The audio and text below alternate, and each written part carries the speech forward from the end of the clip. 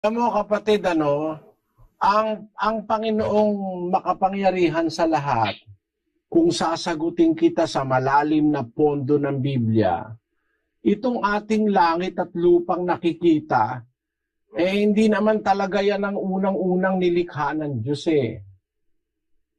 Maaari magulat ka pagka sinabi ko sa iyong ganon.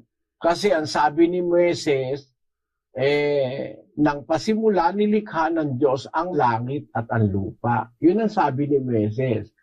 Ang pagkaunawa ng mga tao dyan, para bang nag-umpisa ang Diyos na lumikha, ang langit at lupa ang kanyang nilikha. No?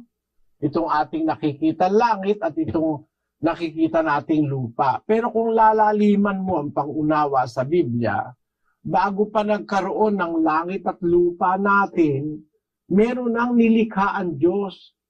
Bago pa yung ating langit at lupang nakikita, meron nang nilikha ang Diyos. Basahin natin ang 8:22 ng Kawikaan. Inari ako ng Panginoon sa pasimula ng kanyang lakad, bago pinasimulan ang kanyang mga gawa ng una. Inari ako ng Panginoon sa pasimula ng kanyang lakad, bago pinasimulan ang kanyang mga gawa ng una. Meron siyang mga gawa ng una ang tawag. Unang gawa ng Diyos. Unang gawa. Basahin natin ngayon ang 31, kapatid na Daniel.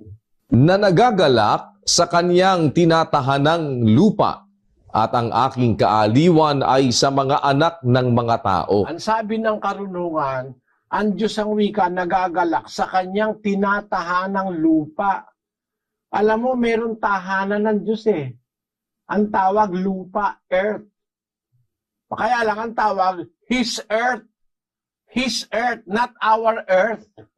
Basahin natin ang 8:31. Sa English, nakapareho nung nasa Hebrew scriptures. Rejoicing in the habitable part of his earth, and my delights were with the sons of men. God is rejoicing in the habitable part of His earth. Meron siyang sariling tahanan, meron siyang sariling mundo, His earth. Yun ang una niyang ginawa. Ikaw man ang Diyos, igagawa mo muna yung sarili mo bago ka gumawa para sa tao. Ito kasing earth natin, para sa atin ito eh. Para sa tao ito. Pero bago niya ginawa itong para sa tao, meron siyang His earth. Doon siya nakatahan. At pinatunayan ito ni Kristo doon sa 14:1 ng Juan. Huwag maglulumihana ng inyong puso. Magsisampalataya kayo sa Diyos. Magsisampalataya naman kayo sa akin. Sa bahay ng aking ama ay maraming tahanan.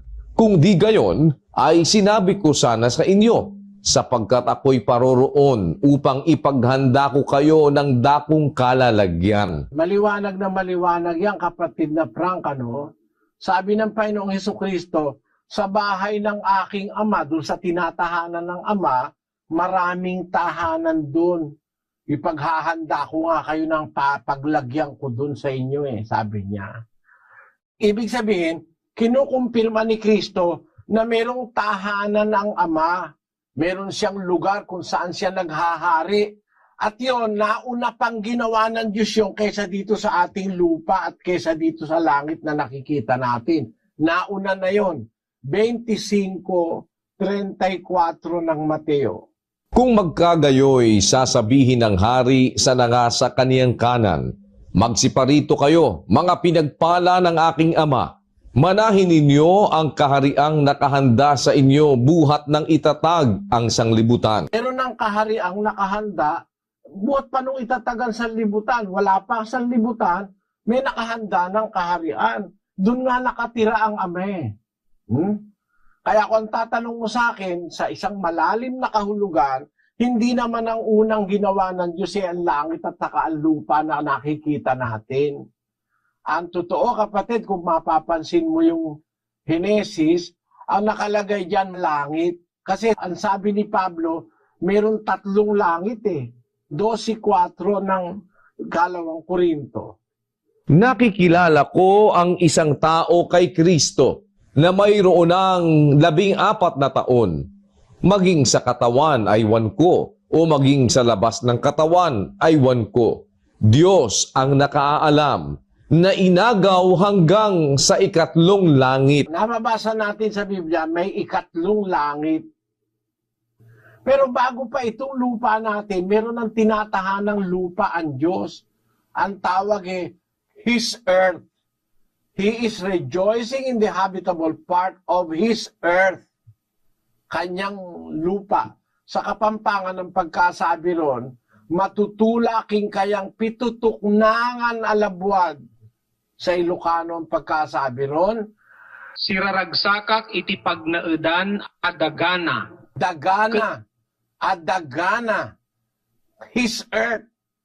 His world. Ikaw man kasi ang Diyos, uunahin mo yun sa'yo bago yung sa iba. Kaya meron siyang tinatawag sa Bible na mga pangunang gawa, yung kanyang unang gawa, sabi ng karunungan sa 8:22, inari ako ng Panginoon sa pasimula ng kanyang lakad, yung pasimula ng lakad niya, bago pinasimulan ang kanyang mga gawa ng una. Meron tinatawag sa Biblia, mga gawa ng una. Sa Bibliang Griego tama yung nasa English before His works of old.